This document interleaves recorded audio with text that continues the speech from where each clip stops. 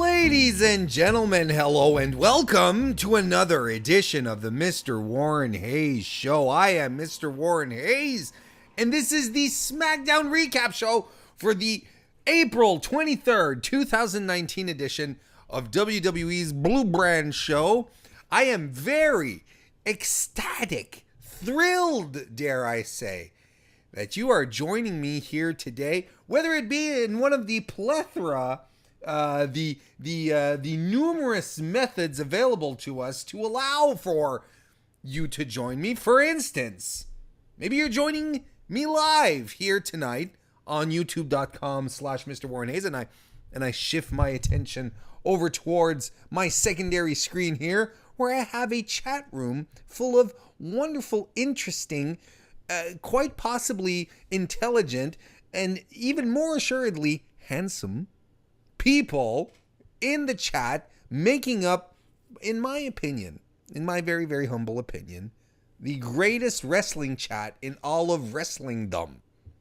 We have Kristen Ashley in the chat here with us tonight, of course, because how lucky are we? We have Tim, who's here as well, Shane Haas, JPQ, Joe Anthony, Robert Larry. We have the most handsome mod, Blaine. We have Anthony Suter of Smart to Death, who's here as well. And running through the list here, RJ Krasinski is here from the Revisionist Booking podcast, where I had the pleasure of recording earlier this week, and I think that episode is going to be dropping soon. I hope you guys hang around to find out about it. You can hang around, especially on Twitter at Mr. Warren Hayes, if you don't already. And then you'll find out when I actually do show up on RJ's show. But thank you everyone for joining live. If you are joining live, by the way, think about giving the video a little thumbs up, a little like that. That always helps out. It is a super easy way to help promote the show, make it grow, make it become a huge runaway phenomenon, which is, of course, why I got into wrestling podcasting, because I wanted a runaway success. Oh boy, talk about a glass of cold water in about 6 months, right? And also think about sharing it if you want as well. Just toss the link out there. Thank you. If you're watching this later on demand, well, you can still do that thumbs up stuff. You can also leave a comment. You can do all sorts of stuff. And perhaps you're not even watching this. Perhaps you're listening to this because the audio is available in podcast format on all podcasting platforms that you may or may not enjoy. Apple Podcast, Google Podcast, Stitcher, Spotify, Himalaya, Podbean, Podcoin as well. Maybe, maybe there's one of those in there that you really like. Perhaps there's another one that you really dislike. The fun thing is that regardless of whatever podcast application you like, you can find the Mr. Warren Hayes Show on it. You just type in Mr. Warren Hayes. And then from there, if you want to show your support for the show over on Podcast World, on the universe of podcasts, well, leave a star review, a written review, a like, a subscription, a follow, whatever way that you can show any modicum of support. I'm telling you guys, it helps out tons. It really, really does, and it seems silly, but it does help out a great deal. Tomorrow, so we're going to be talking about SmackDown Live tonight. Tomorrow I'm going to be talking about 205 Live and NXT New UK as well. The 3-hour Wednesday programming block of WWE over on the WWE Network, and I do that over on Fightful Select, which is the premium service of Fightful.com, isn't it? Fightful.com, which is, of course, your premier combat sports news website, including wrestling, including MMA, including boxing, but mostly wrestling. And Fightful Select is the premium service that you can go over and subscribe. You get a whole bunch of extra content, not just the content you get on the main site. That's cool, and you already get a whole bunch of stuff there. But then when you head on over to the subscription, to the select side, then you get all sorts of extra podcasts like mine, like the Fightful Report that Sean Ross Sapp does, like the Weekender that Steven Jensen does, where he recaps all non-WWE programming. Not all I'm talking about wrestling, not like all programming. He doesn't do like reviews of Jag. He doesn't do Jag reviews. Is Jag still on TV? Chat, let me know, because I don't watch television. I just watch wrestling. Jay King, how you doing? Richard Storm, the boys, how you guys doing? Popping in the chat. But yeah, so I do my 205 Live NXT UK stuff there as well. Retro reviews, Sean and I, we do quite a few of those. We have a Money in the Bank one up right now, which was a lot of fun to revisit. Money in the Bank 2000, I can't remember, 2012 I think. I can't remember. But yeah, no, that was fun. So, but you should go check it out, because it was a fun review. It was another fun one to do, and it's a good way to support Fightful as well. It is the best, most direct way to support Fightful. So if you like what the boys over at Fightful do, and girls, there's a couple of them that do stuff there, such as Kristen Ashley of the Division podcast. Isn't that right? Kristen does a podcast on women's wrestling over on Fightful. This week I substituted for her, sat in the host seat while Anthony Suter and Laura Morrow, wrestling writer and connoisseur over from overseas, we sat together and had a great episode of The Division. Another great episode of The Division, I should say. You should go check that out over on the Fightful channel, youtube.com/Fightful. That's a lot of plugs, man. Talking about all sorts of stuff that I do. And that's going to be, I think that's pretty much it for the week. It feels weird when I don't have much stuff to do. I'm sure some of you have noticed that the Warren board has returned this evening. It might be a temporary appearance. There's going to be some moving and shaking over the next couple of weeks as far as the setup for the Mr. Warren Hayes show goes. But know one thing, regardless of where your boy ends up, it's going to be the same Warren Hayes. And it's going to be the same show. It's going to be all the same wonder and magic that you've come to expect. So don't you worry about it. Don't you worry about it. If there's a Warren board or not. Those are details. All right. Why don't we go right ahead then and start talking about SmackDown Live? I was pretty high on Raw last night, especially the first hour of Raw, which I thought was really, really good. But tonight we are going. I thought it started off strong. It was a great first hour. So I was looking forward to SmackDown starting tonight, and I did not get that same kind of feeling when it started off with Shane McMahon getting to the ring and doing the intro where he's asking the ring announcer to do his full intro,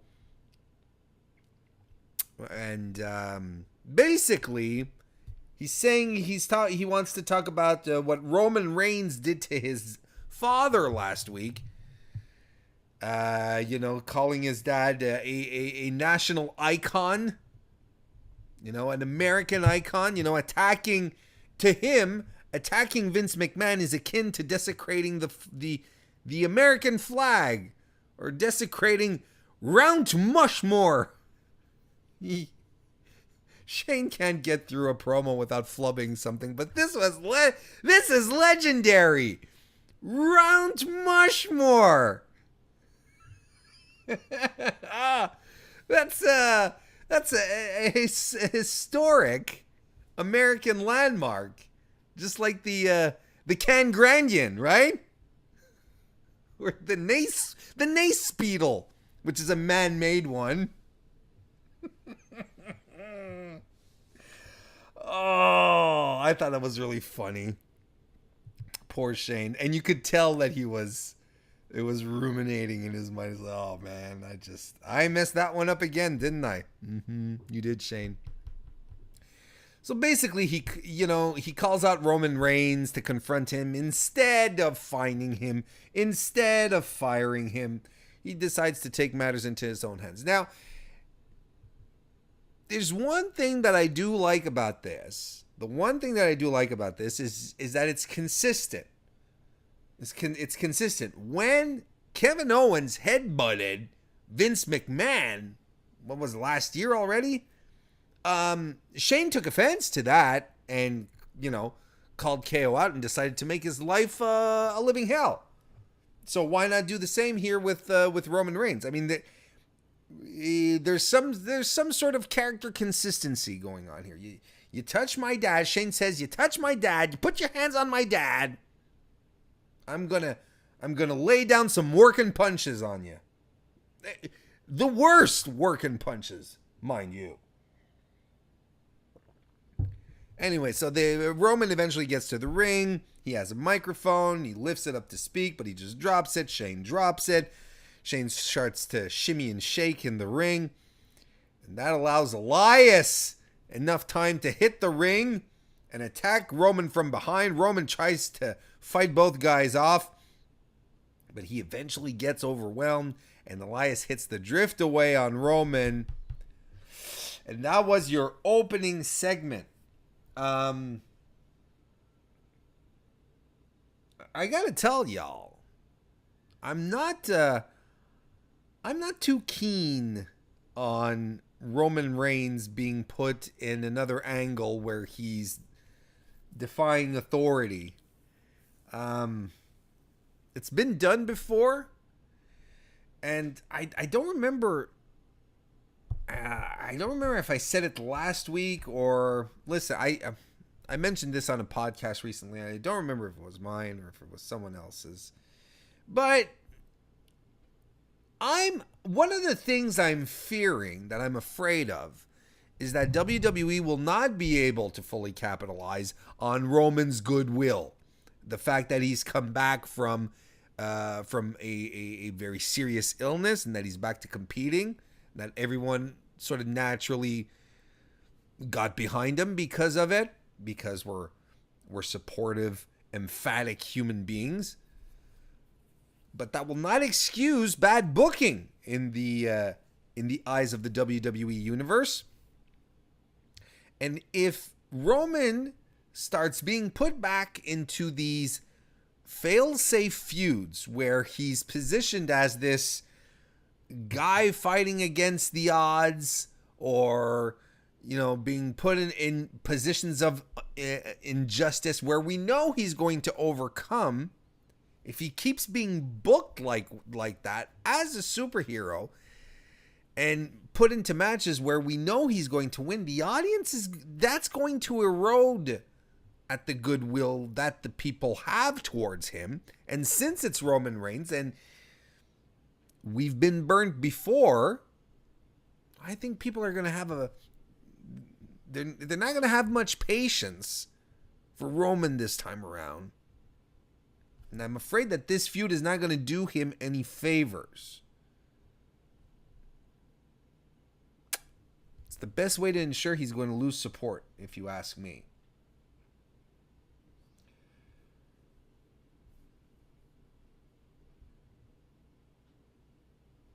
I was just checking out what chat was talking about, and there we go.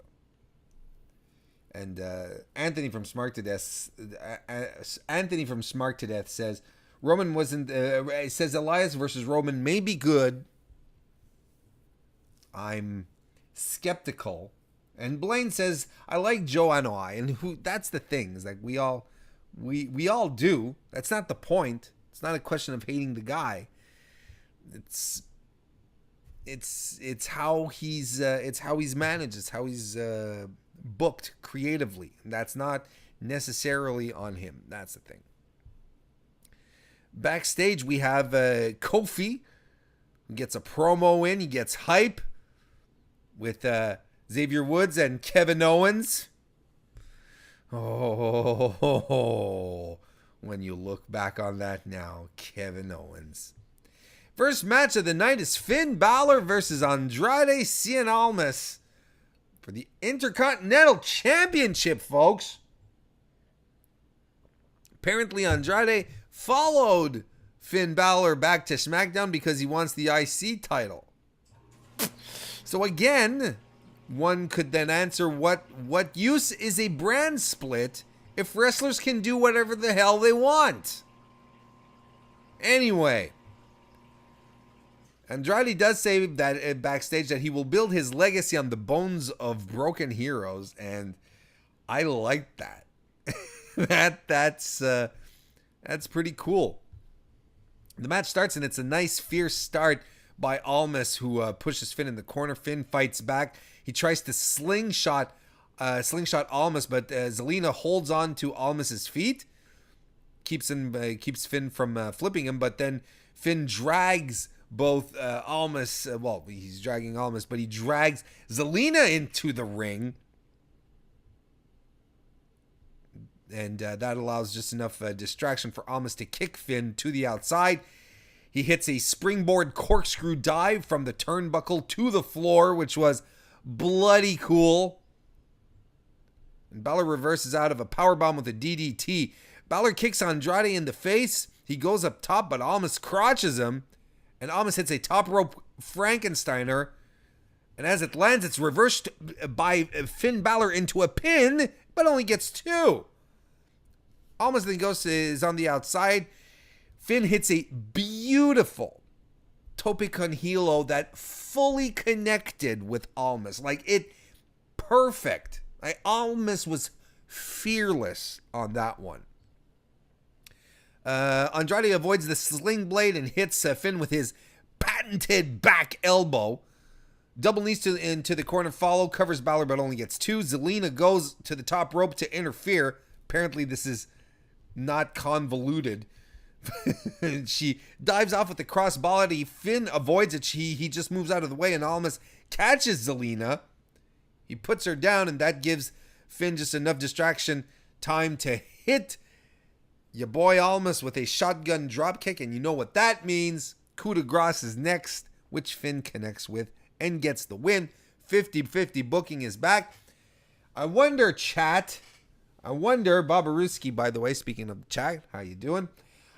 Kind of wonder what's in store for our boys Finn and Almas for Money in the Bank.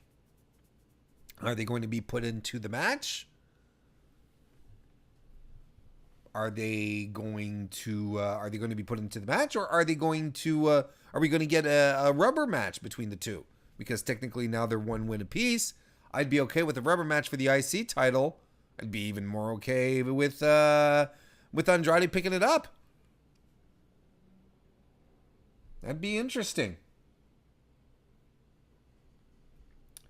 Blaine seems to think that an IC title match at Money in the Bank is what we're going for. That's fine. I kind of think that's what we'll be angling for as well, but anyway, I'm not ready to think about the men's Money in the Bank match just yet. I feel like there's still a lot of moving pieces. A couple of feuds here and there that we still have to get into. Elias is singing a tune backstage following this match, and he's challenging Roman at Money in the Bank. A little later on, Roman does accept the challenge, of course. And then Shane sort of slides onto the hood of the car where Elias is performing, and he's sort of like, hey, all right, you done with your song? All right, that's good. Hey, we got to get out of here. And it's sort of like implying that Roman could pop in at any second to fuck their shit up, which could happen. Which could happen if Roman were given the opportunity, but no, he's busy fighting people, not fighting people, but disrespecting authority is what I meant to say. You can't just go out and beat people up, of course not. Sheesh. Sheesh. Kairi Sane versus Peyton Royce is next. Before the match starts, we get a clip of some earlier footage that was shot during the day, where Sonya Deville and Mandy Rose are bitching at Paige for coming over with a new team, being Asuka and Kairi Sane, instead of going back to the old Absolution. They basically say, well, when your new team doesn't work, don't come crawling back to us, kind of thing. It's like, when Asuka and Kairi Sane came out last week, you know what Mandy Rose's reaction was?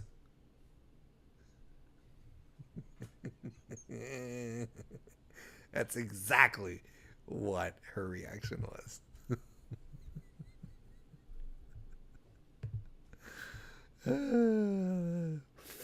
So basically, anyway, so this is, we're setting up a little something here. We're setting up a little something. We're gonna get Kairi and Asuka to fight Paige's battles. This is what's going to happen here. The Iconics come out. They cut a promo about the Avengers. Because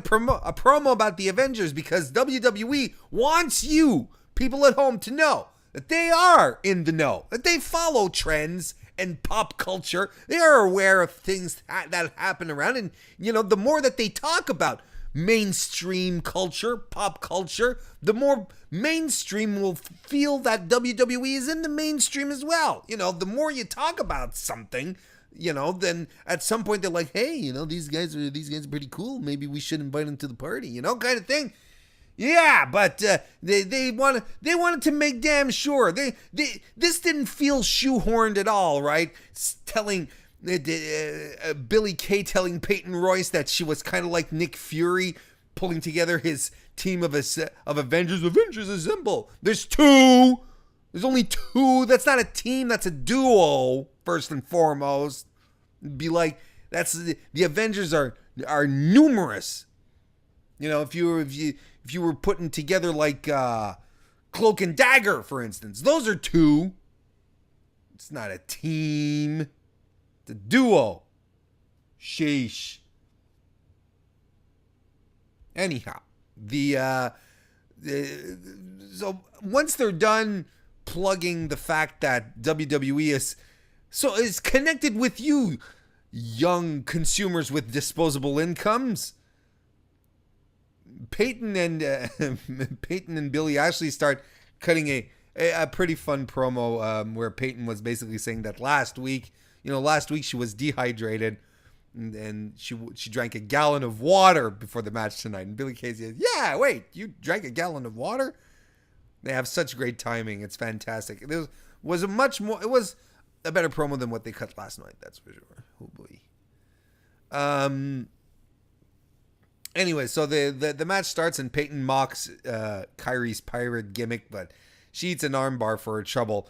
But Peyton kicks Kairi into the corner.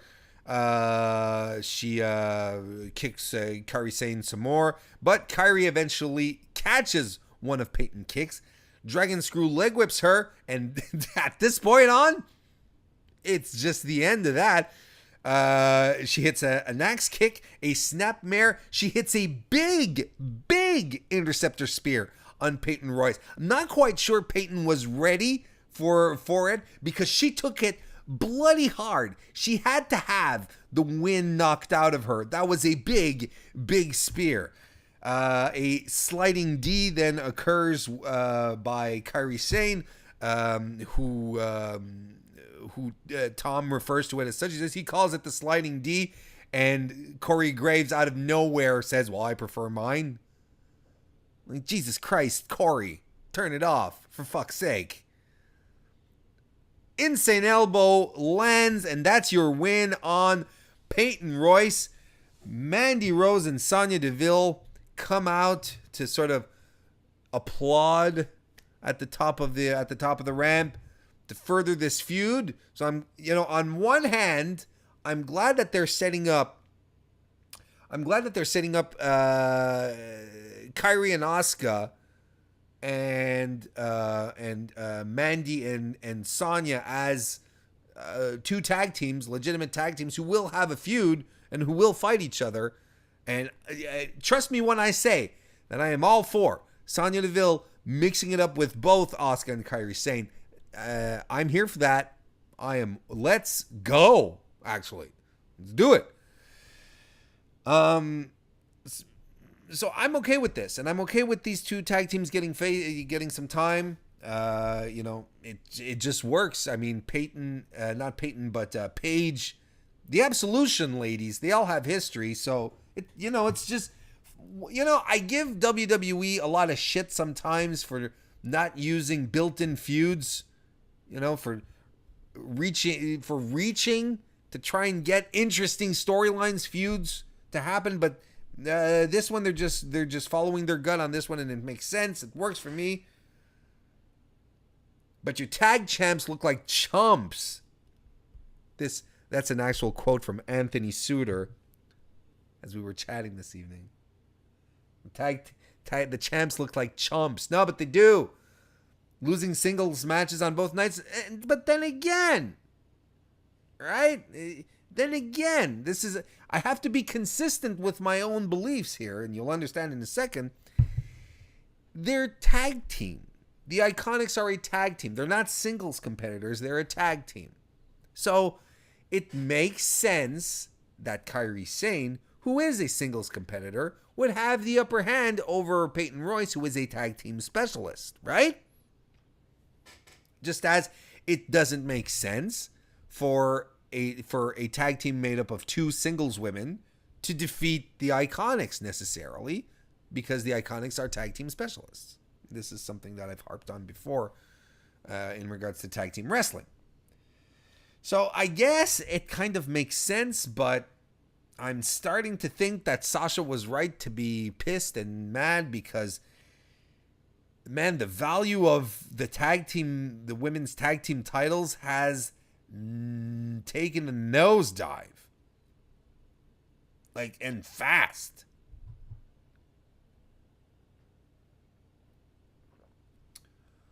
Let's see here. Maven Glean has joined. How's everybody doing? And Sports and Things is here as well. How you doing? Blaine Mendoza says Kyrie is so adorable.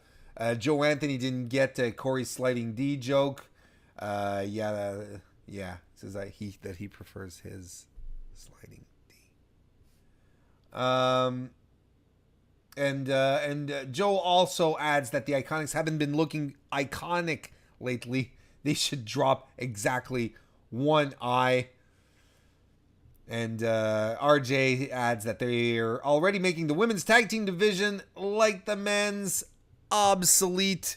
Delete. The delete part is my own editorial. No, it's not an editorialism. I just added it for show. It was for the spectacle. Next, the Superstar shakeup continues because, unbeknownst to us, ladies and gentlemen, what a get for SmackDown, because tonight it was revealed that former WWE Champion Jinder Mahal has joined or rejoined the Promised Land, the brand upon which he became famous and bestowed upon us one of the greatest reigns as WWE Champion of all time. Jinder Mahal, who defeated umpteen times Randy Orton, who crushed Randy Orton in a Punjabi prison match. A legendary moment, folks. He defeated Shinsuke Nakamura. Jinder Mahal did. This legend. What a get. And then not only do we realize that Jinder Mahal is a part of SmackDown Live, but Chad Gable gets to fight him. What an opportunity for young Chad Gable to step in the ring with former WWE Champion Jinder Mahal.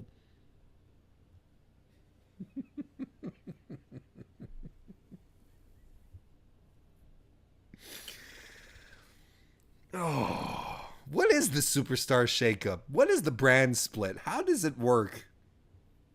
I don't understand. I really don't understand how any of it works. I really don't. Oh. So anyway, well, we all know what happens here. Chad Gable is walking down the ramp. He's a babyface now. He's back with his old music and his old gear, right? And he basically he gets run down from behind by Lars Sullivan, who clotheslines Chad down from behind. Then he goes after Jinder, but Jinder, being a wily former WWE champion. I mean, you don't become WWE champion without having something going on up in the old knocker blocker here. He hit the bricks. He hits the bricks. He gets out of there. It's like, but I'm out of here. I'm here to fight another day. I'm a former champion. And he leaves the Singh brothers to get murdered by Lars Sullivan. But nonetheless, your boy R-Truth comes out because he got beat up last week, and he's just not gonna take it. He's not gonna sit down and take it that easily. He hits the ring, tries to get some retribution, gets a few punches and headbutts in, and he's going nuts on the headbutts. Isn't that I think that's a Cypress Hill song, right? Nuts, butts in the nuts, nuts in. I don't know. What am I even doing? Anyway, but he gets in and he goes to work on Lars, and it actually gets a good crowd reaction, which is nice. But you know, Lars just sticks around. He just takes the beating and delivers his running sit-out powerbomb. And Truth is once again laid flat on his back.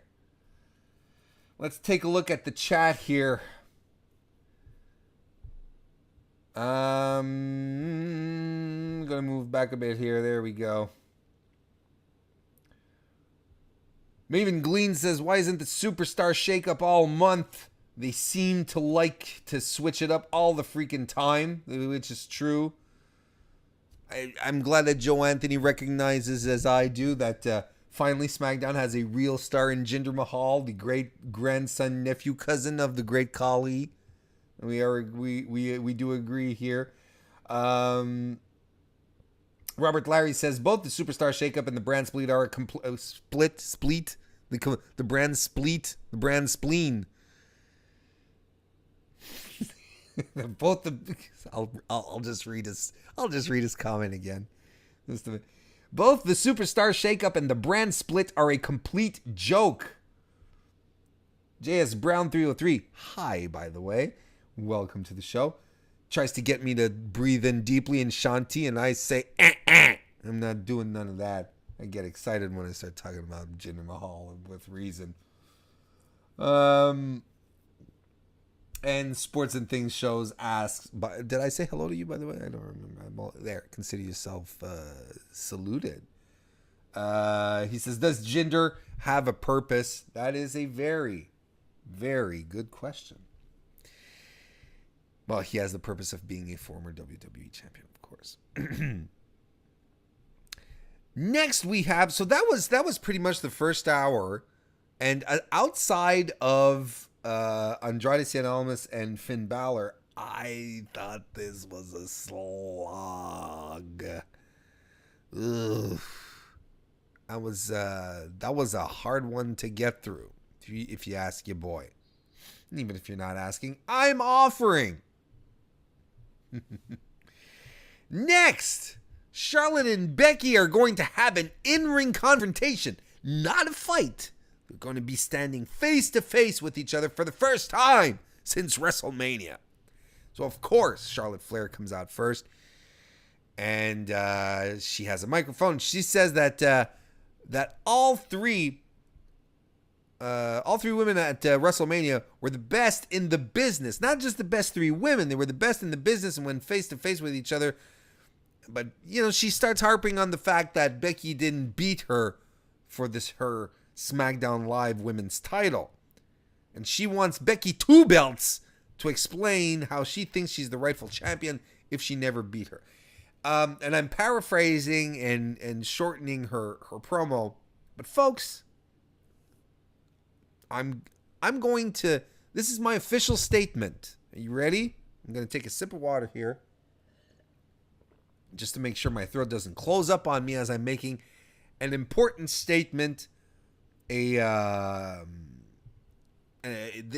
is my very, very official tip-top number one request for WWE. Never, ever turn Charlotte Flair face again.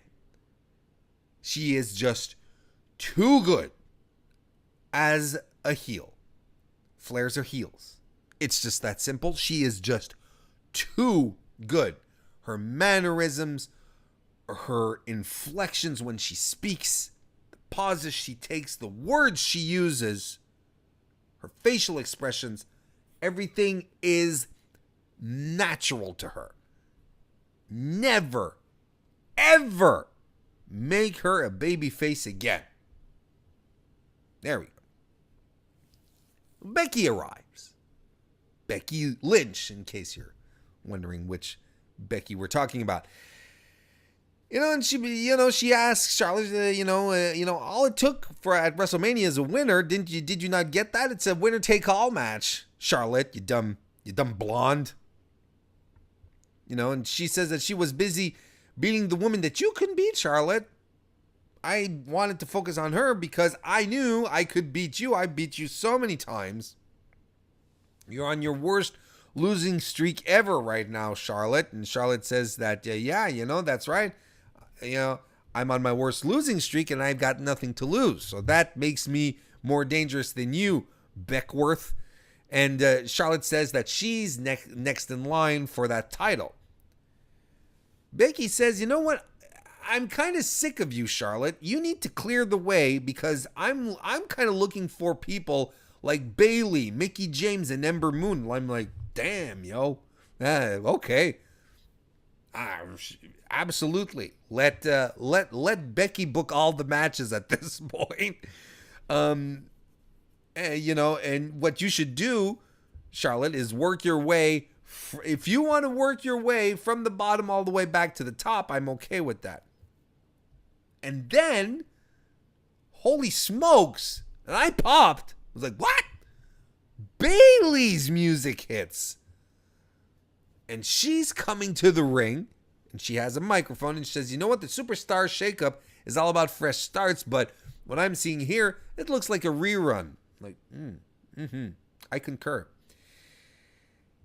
And she thanks Becky for the shout out, but she says, and I quote, she tells this to Becky, you may have lost count of how many times you've beaten Charlotte, but I can count the number of times you've beaten me. 0. I like that line. It wasn't exactly true, though. In NXT era, Becky Lynch does hold wins over Bayley. Charlotte then gets involved. She asks Bayley to go back to go to the back of the line. Bayley says, why don't you go to the back of the line, Charlotte? And Charlotte starts telling Bayley, I don't have time for you. You're not worth my consideration. And Bayley just slaps the microphone out of her hand. And we have ourselves a fight. To determine who's next in line. Bayley versus Charlotte. Impromptu. Hour 2 of SmackDown is off to a rousing start here. And I am on pins and needles, folks. I'm excited for this one. In case you don't know, I am a Bayley proponent. I am all about Bayley. Man, the NXT Bayley is still there.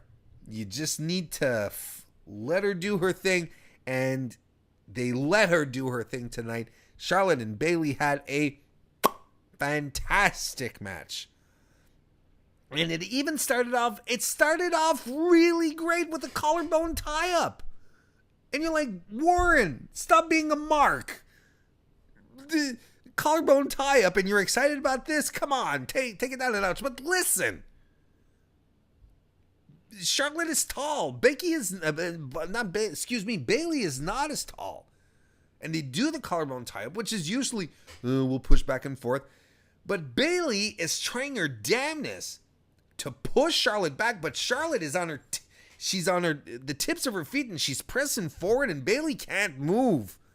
And that little test of strength they had there, it was really, really subtle, but it worked, and it worked within the confine of this story. It was good, and it got me excited for the rest of the match. Charlotte pushes Bayley into the corner, and she gives her a shove, but Bayley doesn't take it, and she shoves Charlotte all the way down to her ass. She whips Charlotte into the turnbuckle. Charlotte does the Flair flop, goes for the slingshot spear, but hey, they're the two of the four horsewomen. So Bayley knows what's what, and she counters the slingshot spear with a DDT. Charlotte falls to the outside. Bayley runs on the outside and does the drive-by drop kick, and that has to go, Bayley. You have to get rid of that. I love you, Bayley, but you whiff it once out of you whiff it 3 out of 4 times. It has to stop. Don't take that out of your arsenal. Bayley's pulled out lots of great stuff tonight. New things, trying out new stuff. The drive-by dropkick is done. You got to get rid of that. She hits a running crossbody on Charlotte, covers for 2. Sliding elbows follow, but Charlotte reverses with a neck breaker. Charlotte then stomps Bayley in the corner. She slaps her forearms are down. And then Bayley hits a double springboard body press, which was something I don't recall seeing Bayley do, at least not in a long while. Cover Charlotte again, only gets 2. Bayley's usual corner offense follows, some vintage Bayley, I guess you'd say. But Charlotte is able to withstand it and wraps Bayley's knee around the second rope and starts working at it. Because you know what she's setting up there, and this will indeed come in play later on in the match. Back from commercial, Bayley is kicks out of a figure 8 attempt, and she hits a huge knee to Charlotte's face, and that helps her get back into control. And you know what happens at this point, ladies and gentlemen? You know what occurs at this moment here? The audience gets behind Bayley. Go figure. People want to cheer for Bayley, huh? She clotheslines Charlotte down, covers her for 2, and the crowd is into it. Bayley starts unloading on Charlotte. Big boot by Flair after landing on her feet after a back body drop by Bayley. Following the big boot, she covers Bayley for 2.9. The audience starts chanting Charlotte no belts, which I thought was pretty funny. Charlotte goes up top, goes for the moonsault, and that landing, boy. She landed straight on Bayley's leg. Holy hell, it was not good. Bayley bounces back, hits a belly to back suplex, covers Charlotte for 2. She hits a sunset flip powerbomb when Charlotte's face lands straight in the bottom turnbuckle, covers Charlotte for 2.9. She goes up top, but she gets thrusted off. Goes for a figure 8, but Bayley rolls Charlotte up into a small package for 2. But it all comes to a crashing halt when Charlotte hits the spear on Bayley and wins.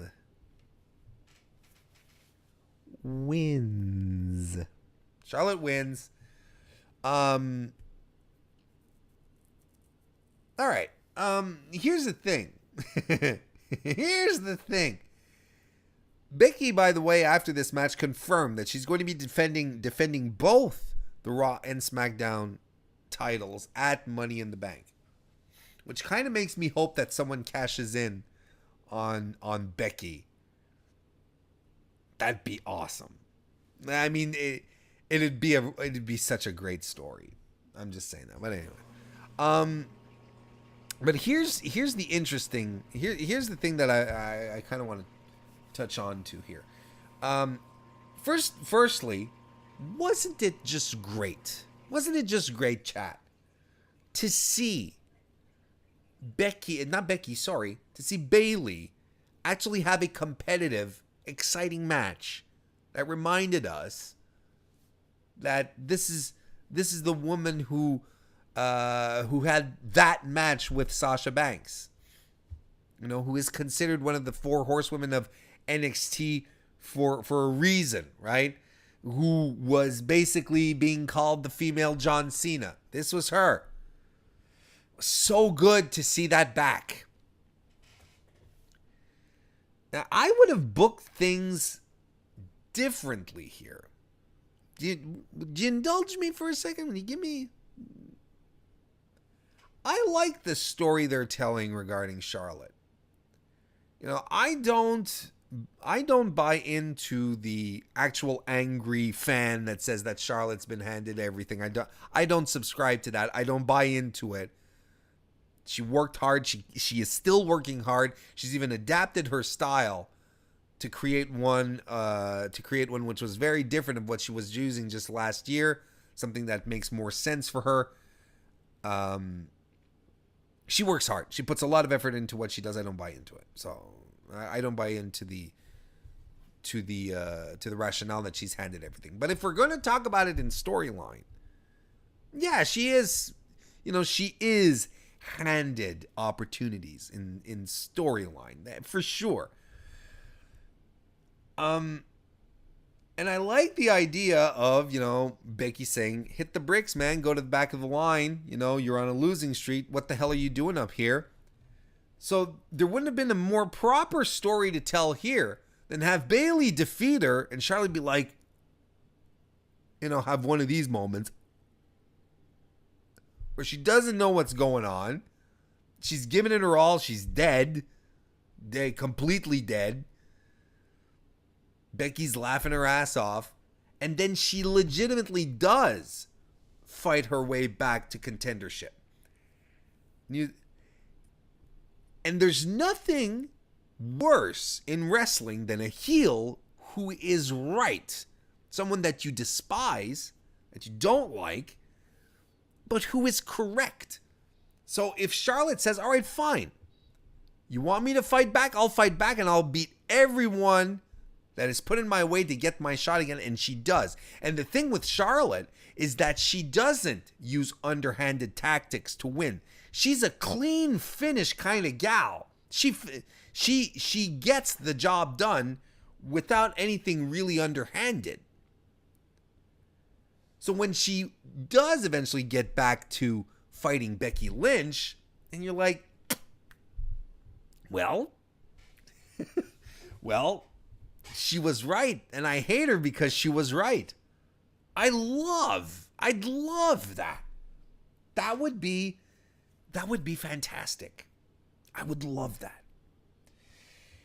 So what you do is you give Bayley an opportunity against Becky at Money in the Bank. It's a first pay-per-view defense for Becky. Well, I mean, she's going to get two, but you know what I mean. And it would have helped Bayley so much just to have like a big high-profile match like that she hasn't had in a long while against Becky. Oh, I really feel we were cheated out of something here, folks. Because there is, Becky, not Becky, sorry. Becky comes out, but I'm thinking of Bayley. Bayley was right when she walked down to the ring and said, a Superstar Shakeup, this is about freshness. It's about new beginnings, trying out new things.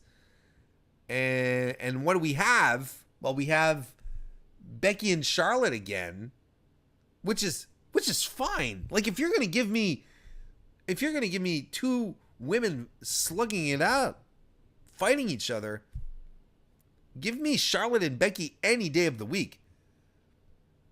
Charlotte and Becky is the I've said this before. I'll say it again.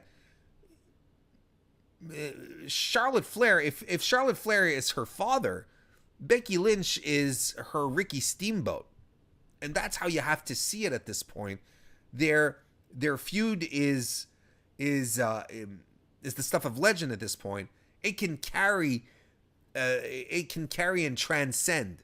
It has enough richness and legend and fantastic matches to be remembered with a certain form of reverence. This is a feud that we shall remember and can carry on throughout the years. You just have to flick a switch here. It's like Raven and Tommy Dreamer in ECW. They can not even touch each other for 3 years. Then at some point it's like, nope. They just have to look at each other and the feud's back on and you get it. That's the kind of level we have with this feud. So I'm okay with it coming back, but I'm also much more okay with building stars, building women, or building them back, which is the case of Bayley here. And it would have worked with Bayley because, and as longtime viewers will know here, I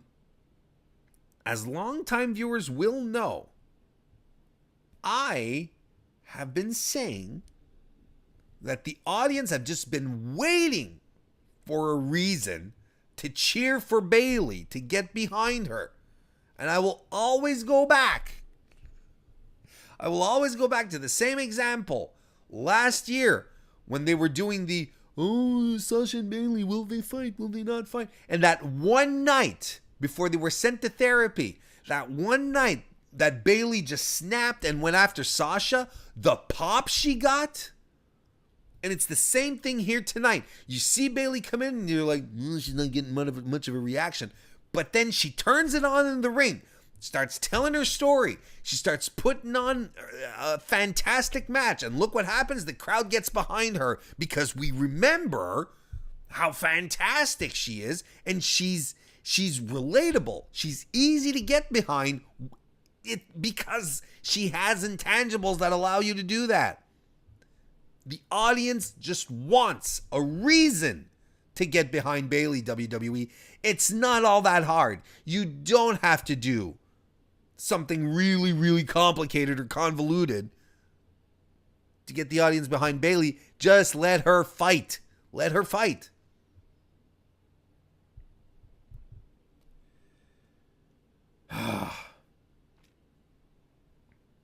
I really think that look, Money in the Bank is coming up. Bayley will very likely be in the match at this point. She's a logical candidate to give to win a briefcase. Could you imagine? Let's say Becky. I mean,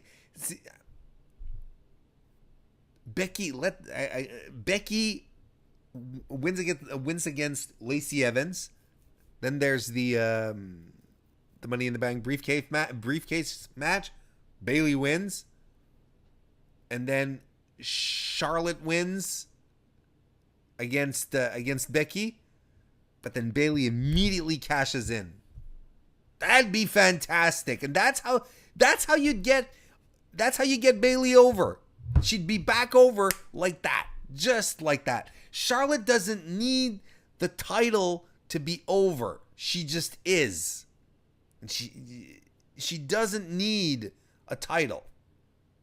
But if you want other women to be considered seriously for a title, that's what you need to do. Because the way I'm seeing it right now, I really think, like, we're early on to talk about predictions, but I think Becky's losing one of her 2 titles, and I think she's going to be losing the SmackDown title, and I think they're going to keep her over on Raw. That's what I think is going to happen.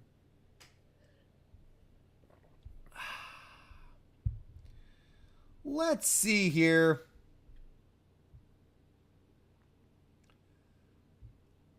Just going to go through a bit of chat here. Maven Glean says that she loved the fire that Bayley had tonight.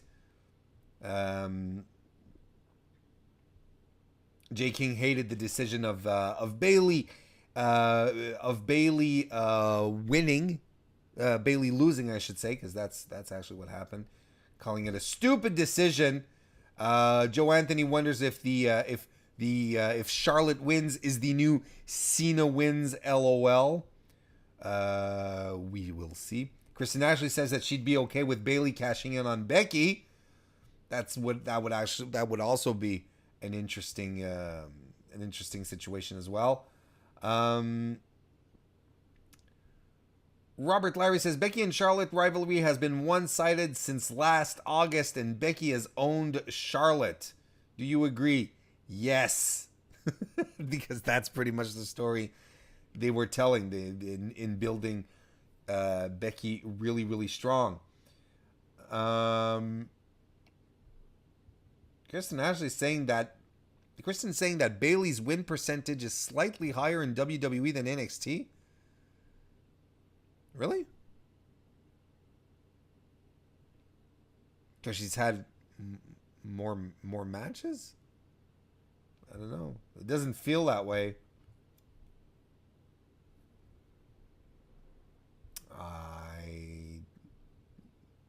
And I don't know.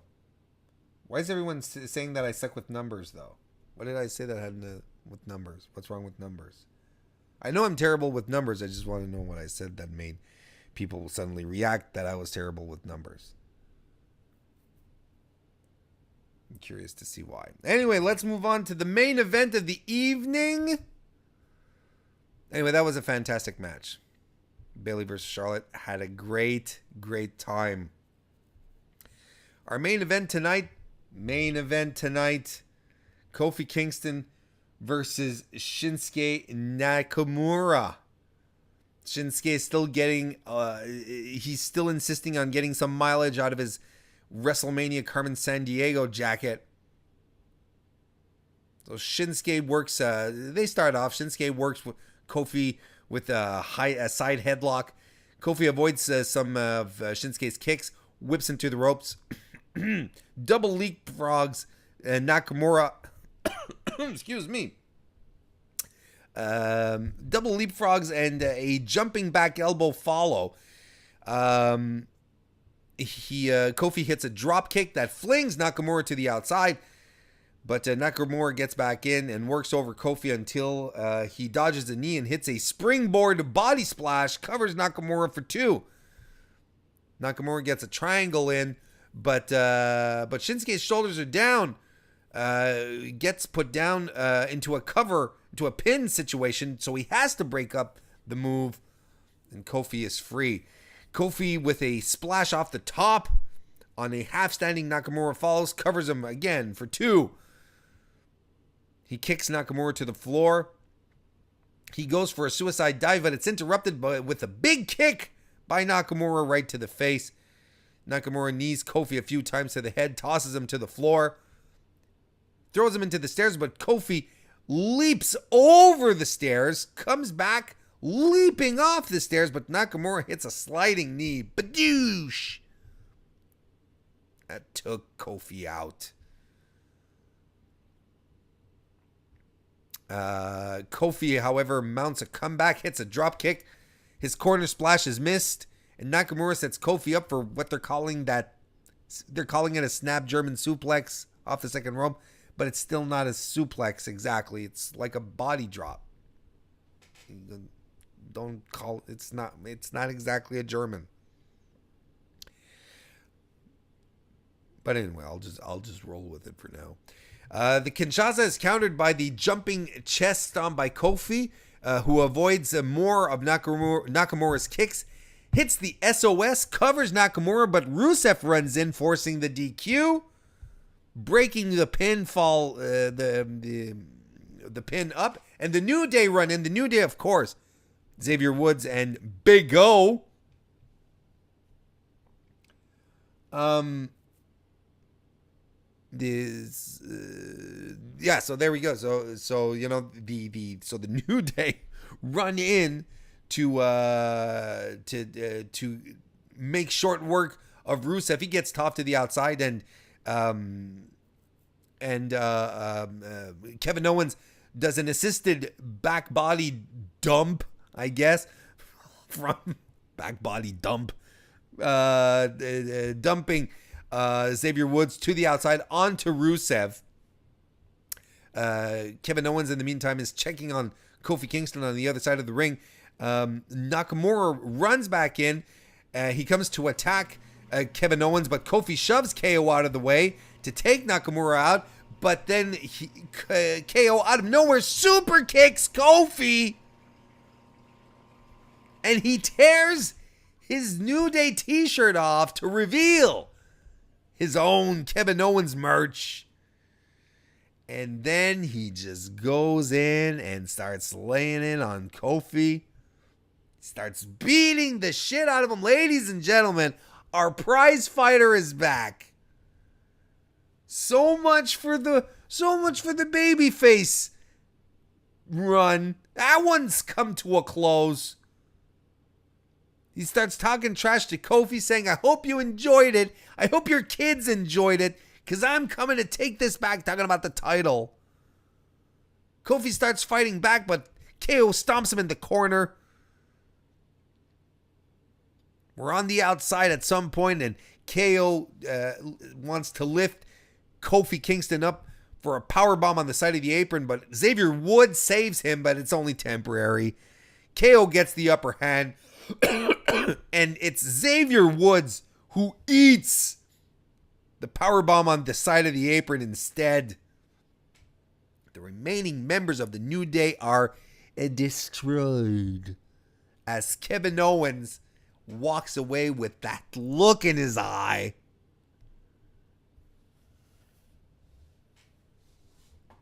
And as JPQ says it in the chat here, he says, that Xavier spot, oof.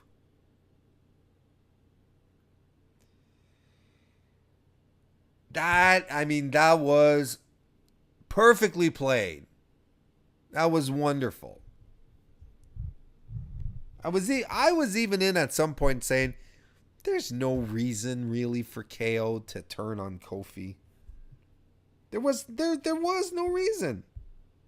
Why would they do that? They just break up something fun, something new. Friendship is nice. But it's because I was digging Kevin Owens as a babyface. Man, that guy, he can do it. He can really do it all. But it's when he does the double cross and you're like, of course, of fucking course. What was I expecting? And you're like, and then he just goes right ahead, starts laying into Kofi, beating him up nice and proper. Oof.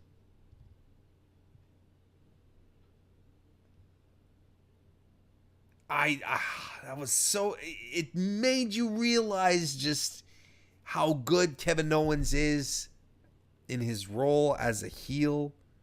That's what he's natural. He's a natural for it. That's why we love him. That's what we want him to do. Oh. You excited about this, Chad?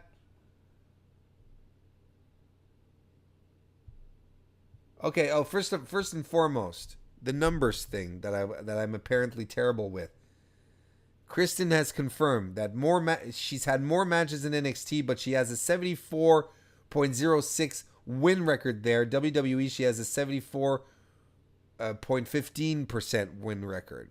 So it's, yeah, the margin is very slim. She's very consistent, I guess. All televised matches. So that's fantastic. Thank you for that. Sports and Things and Jay King seem to think that KO's turn could have waited a bit longer. Yeah, but I'm excited for Money in the Bank now.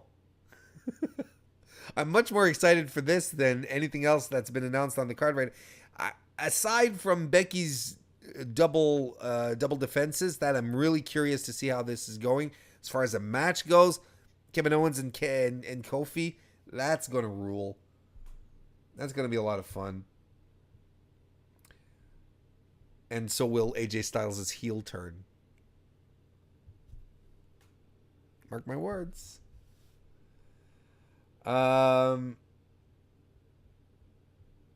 Robert Larry says the main event has saved SmackDown tonight. Jesus, question. I said the second hour was. I liked the second hour of SmackDown tonight. I thought it was fun. He had, the women's match was fantastic. Kofi versus Shinsuke was fine, and the angle just put it over. I liked the second hour. It worked a lot better than the first one, than the first hour. A lot of people were happy that heel KO is back. Blaine, Kristen. Joe Anthony says he agrees as well. He gets that SmackDown needs more top heels, but he also thinks that the KO heel turn came a little too quickly. The Xavier spot, a lot of oofs, a lot of people oofing. I like to oof. Oof. But I think it was necessary. Look, right now, I don't know if y'all noticed, but Daniel Bryan hasn't been around at all on SmackDown since WrestleMania, and word is that everyone's being super tight-lipped about what's going on with Daniel Bryan. So there is, a bit of a question: is he injured? Is he out again? Is he okay? And Bryan is your top heel, or was the SmackDown top heel. So if he's not around to carry that, who do you put in instead? But I mean, he could be just taking a break as well. He could be just resting. But it makes sense that they had to move on with a top contender for Kofi. And I think Kofi works best. It was better for them to work with KO as a heel than a double babyface thing, because I think Kofi works best when he has a dastardly heel on the other side. So, thank goodness for the second hour of SmackDown Live tonight. I thought it served its purpose. Sort of brought everything together. It was an okay show. I liked it, and enough good matches for me to forget the so-so stuff that happened tonight. So, ladies and gentlemen, we are going to wrap this one up. I hope you had a good time. Hope if you were in the chat here tonight, I hope you had a good time. Remember to just give a thumbs up to the video if you haven't already. That'd be very much appreciated. And if you're listening to this on your favorite podcast application, consider a review, a like, a suggestion, a subscription, a follow, whatever it is. All of those things help out, and I really do appreciate it. appreciate you taking the time to allow me into your mind space. That's always baffling to me that people would do that, but I really, really do appreciate it. And I want to thank, and it's Mr. Fretz's birthday. Happy birthday, Mr. Fretz from the chat, a regular here who came in just at the very last possible moment where I could wish him a happy birthday. Cutting it close there, buddy. That was a close shave there. It's not as if I knew anything about close shaves anyway. Hardy har har. Guys and gals, thank you all so very much for joining me this evening. I'll see you next time.